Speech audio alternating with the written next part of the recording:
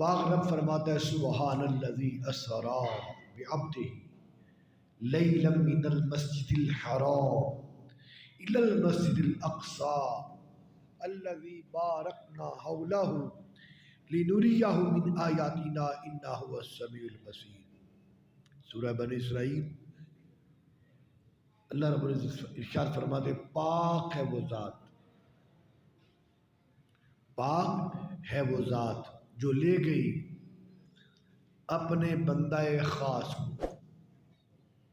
یا جس نے سیر کرائی اپنے بندہ خاص کو رات کے کچھ حصے میں مسجد حرام سے مسجد اقصی تک،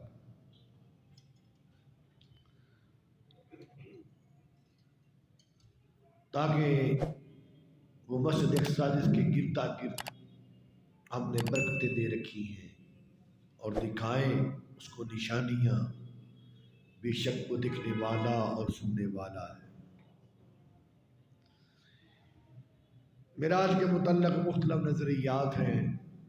مختلف اعتقادات ہیں،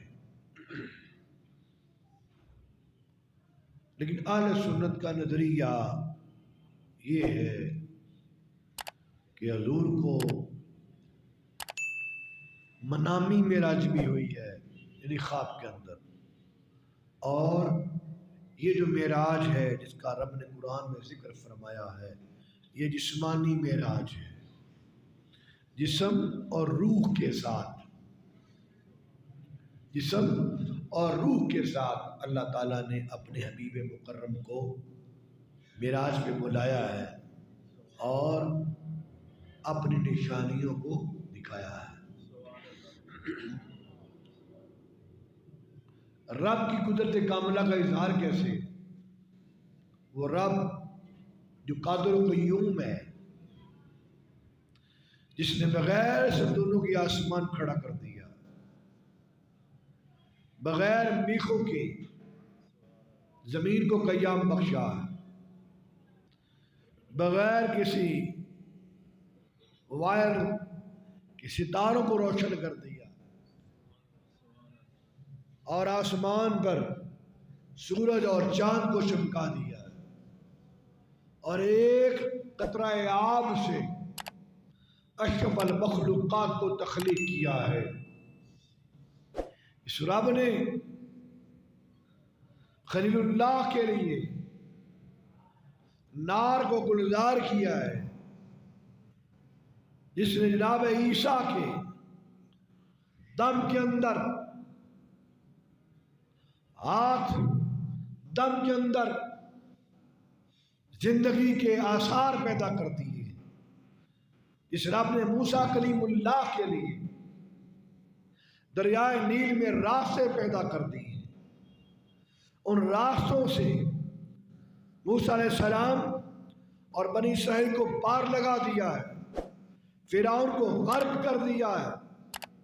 اور ابابیلوں سے اصحاب فیل کو مروا دیا ہے، مچھر سے نمرود کو ذلیل کروا دیا ہے۔ وہ رب جس نے داؤد علیہ السلام کے ہاتھ میں لوہا نرم کر دیا ہے، وہ رب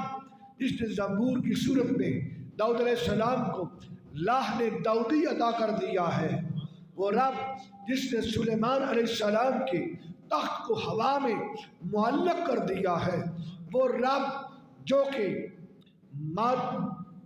مادر شیریں سے بندے کی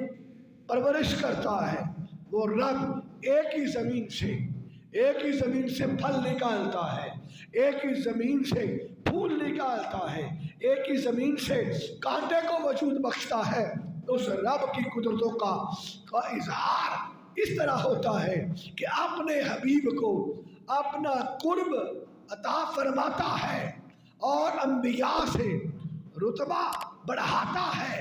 اور اس کی سواری کے لیے براق کو جنتوں سے بھیجتا ہے،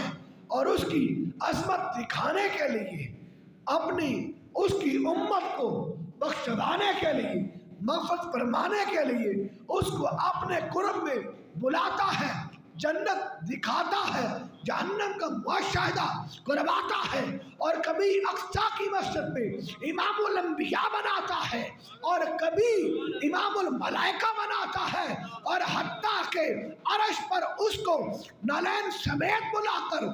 عرش کو برکت عطا کرتا ہے، اور حتیٰ کہ اپنے جلووں سے دیدار، اپنے جلووں سے پردے اٹھا کر اپنے حبیب کو دیدار عطا فرماتا ہے۔